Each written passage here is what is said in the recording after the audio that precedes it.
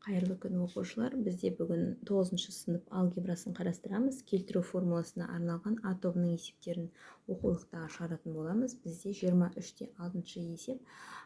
Бұл бізде айтады, нені тапсын дейді. Берілген тригонометриялық функцияны бұрышы альфа, яғни 0 градус пен 45 градус аралығында болу керек, және тең болуы да мүмкін.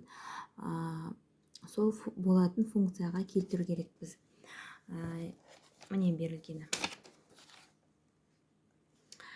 Яғни альфа дегеніміз бізде 0 мен 45 градустың аралығында болады, және 0 мен 45 градусқа да тең болуы мүмкін. Сондай функцияға келтіруіміз керек. Бізде біріншісі берілген синус 545 градус. Бізде келтіру формулаларына жүгінеміз. Яғни бізде қалай келтіреміз? 90 градусқа, 180-ге, 270-ге, 360 градусқа келтіріп аламыз.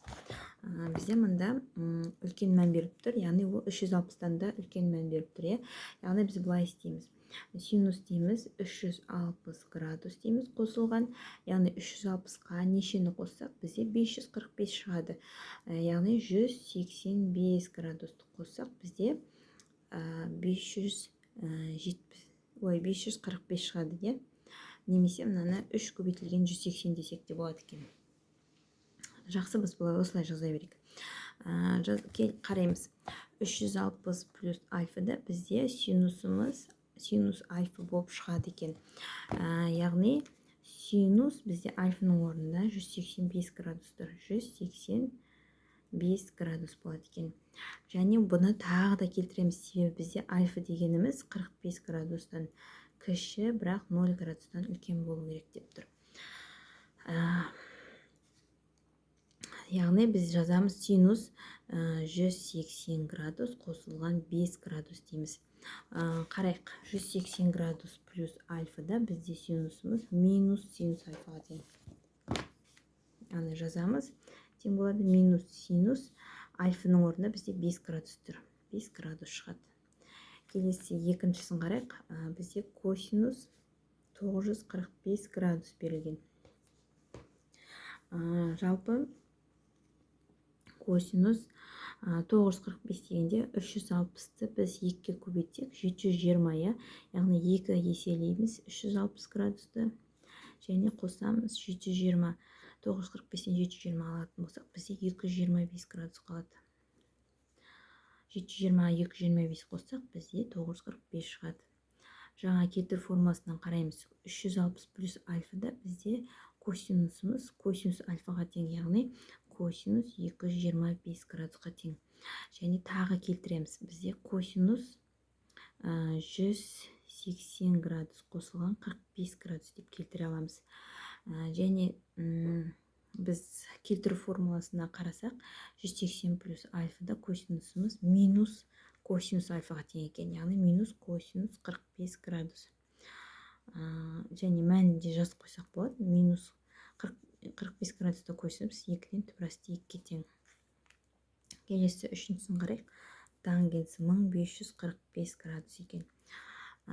Бізде 360 градусқа ең үлкеніне келтірек. Яғни 360 градусты 4-ке көбейтсек, бізде 1545-ке жоқ мән шығады екен.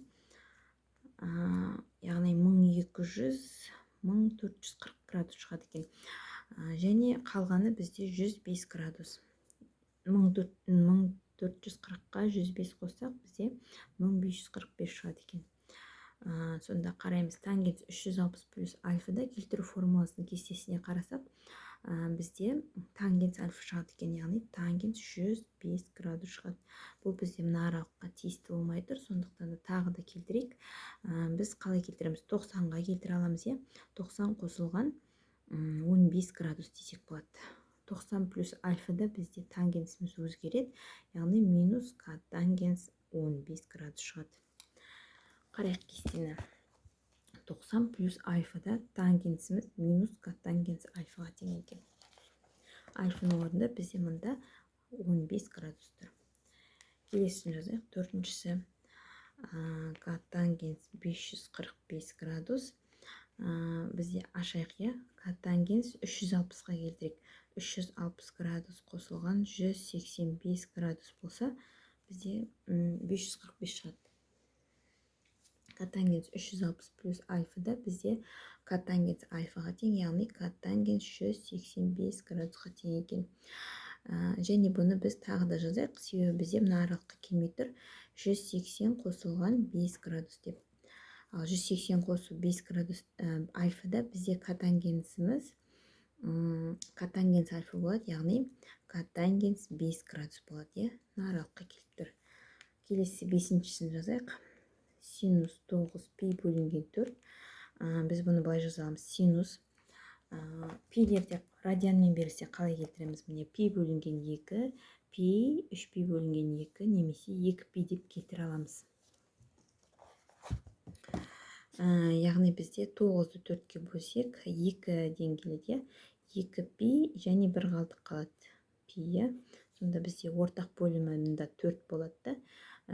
4-тен берсек 8 пи, қосам пи, 9 пи шығады екен. 2 пи плюс альфада синусымыз өзгермейді. Синус альфа болады, яғни синус пи бөлінген 4 болады. Пи бөлінген 4 дегеніміз бізде 45 градус. Былай да жазып қойсақ болады. Келесі 6-шысы бізде косинус 91 пи бөлінген 5 екен. Бұны жіктеп алайық. 91-ді біз 5-ке бөлсек, так, 10, 4, 41, яғни 18 пи плюс 5-тен пи екен. Косинус бізде 18 көйтілген пи ғой. Пи плюс альфада. Косинус пи плюс альфада. Яғни мынаны біз былай істесек те болады. Косинус 9 көбейтілген 2 пи плюс пи бөлінген 5 десек болады. Сонда біз 2 пи плюс альфаны қараймыз. Үлкен. Сонда бізде косинусымыз өзгермейді, яғни косинус пи бөлінген 5 болады. Ал пи бөлінген 5 дегеніміз бізде пи дегеніміз жалпы 180 ғой. 180-ді 5-ке бөлсек, бізде 36-тан келеді екен. Яғни бізде косинус пи бөлінген 5 дегеніміз ол косинус 36 градусқа тең. Ол бізде мына аралыққа тең болып тұр, яғни дұрыс екен. Келесі бізде тангенс 29 пи бөлінген 3, яғни тангенс дегеніміз 9 пи, яғни 9-ды 3-ке көйтсең 27 қосылған 2 пи қалады, 2 қалдық қалады ғой. Сонда бізде 9 көбейтілген пи ғой. Пи плюс альфада тангенсіміз тангенс болып қалады, яғни тангенс 2 пи бөлінген 3 болады екен. 2 пи бөлінген 3 дегеніміз біз тағы да жіктей аламыз. Яғни тангенс пи минус пи бөлінген 3 десек, бізде 2 пи бөлінген 3 шығады. Ортақ бөлім келтірсек, 3-тен 2 пиді алсақ, 2 пи болып шығады. Сонда бізде пи минус альфа дегеніміз тангенстің өзі болып шығады. Яғни тангенс пи бөлінген 3 минуспен шығады екен. Минус тангенс пи бөлінген 3 жалпы бізде бұл дегеніміз былай градуспен жаза қояйық. Минус тангенс 180 бөлінген 3 дегеніміз 60 градус қой. 60 градус бізде жаңағы мына аралыққа келмейді. Үлкен болып тұр. Сондықтан да бұны тағы да келтіріп алайық. 90 градус минус 30 градус деп. Сонда бізде 90 минус альфада тангенсіміз котангенс болып кетеді. Яғни минус котангенс 30 градус болады екен. Бізде аралыққа тиісті болып тұр. Келесін жазайық. Котангенс 39 пи бөлінген 3. 7 берілген. Бұны қалай келтіреміз?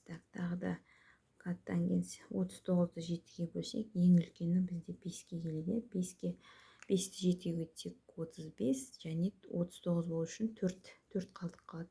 4 пи бөлінген 7. Яғни бізде 5 көбейтілген пи ғой. Пи плюс альфада бізде котангенсіміз котангенс болып шығады. Яғни котангенс 4 пи бөлінген 7 болады екен. Пи дегеніміз бізде 180 градус. Біз 4-ті 180-ге көбейтіп 7-ге бөліп көрейік.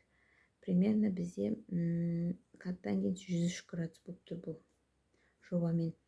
Яғни бұны тағы келтіріп алсақ, Коттангенс бізде 90 градус қосылған 13 градус болып тұр деген сөз. Сонда 90 плюс альфада коттангенсіміз өзгермейді, коттангенс болып қалады да 13 градус болады екен. Келесі 9-шысы бізде синус минус 49 пи бөлінген 4. Синуста бізде минус таңбасы алдына шығып кетеді. 49 пи бөлінген 4. Және синус 49 4-ке бөлсек 12-ден келеді. 12 пи плюс пи бөлінген 4. Және бізде бұл дегеніміз өзгермей минус синуспен шығады. Яғни бұл 6 көбейтілген 2 пи плюс альфа ғой. 2 пи плюс альфада бізде синус альфа болады. Яғни минус синус пи бөлінген 4. Пи бөлінген 4 дегеніміз бізде 45 градус екен.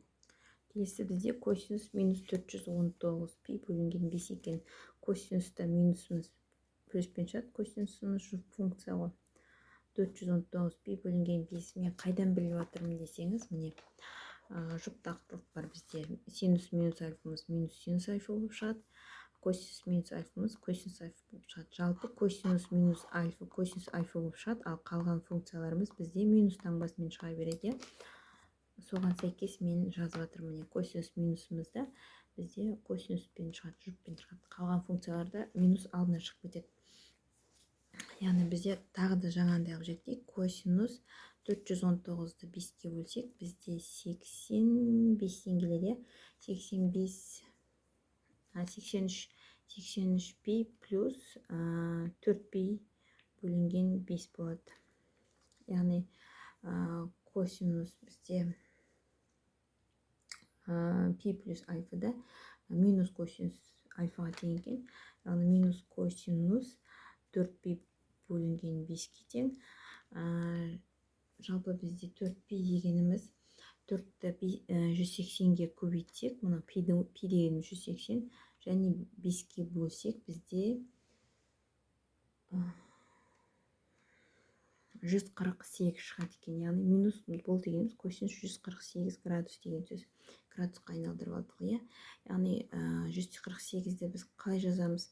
Минус косинус 180 градус азайтылған 32 градус десек, бізде 148 градус шығады. Сонда бізде косинус 180 минус альфамыз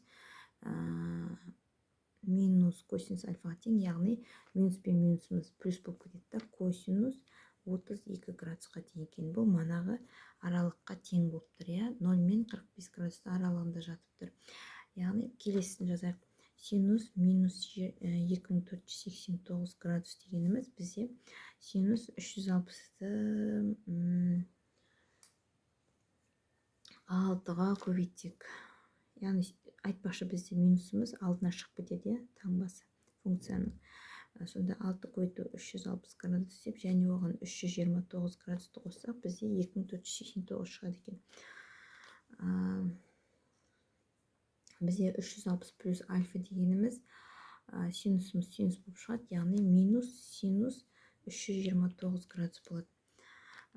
Және бізде тағы да келтіріп аламыз. 360 градус минус 31 градус десек, бізде 329 шығады екен. Сонда 360 минус альфада бізде минус синус альфа екен. Минус пен минусымыз плюс болады да, синус 31 градус болады. Келесі соңғысы бізде тангенс минус 4789 градус. Тангенсте минусымыз алдына түсіп кетеді. Және жіктеп алсақ, минус тангенс 13-ті 360 градусқа көбейтіп 109 градусты қоссақ, бізде 4789 шығады екен. Мен бөлек есептеп алдым. Сіздерді есептеп көрсеңіздер болады. Сонда бізде тангенс 360 плюс альфада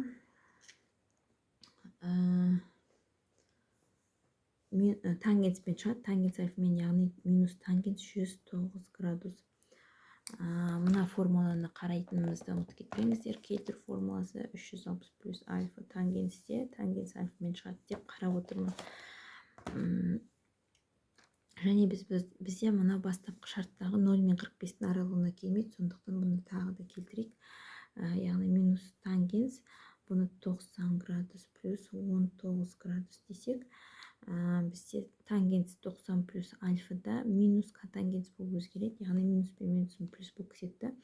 Котангенс 19 градус болып шығады екен.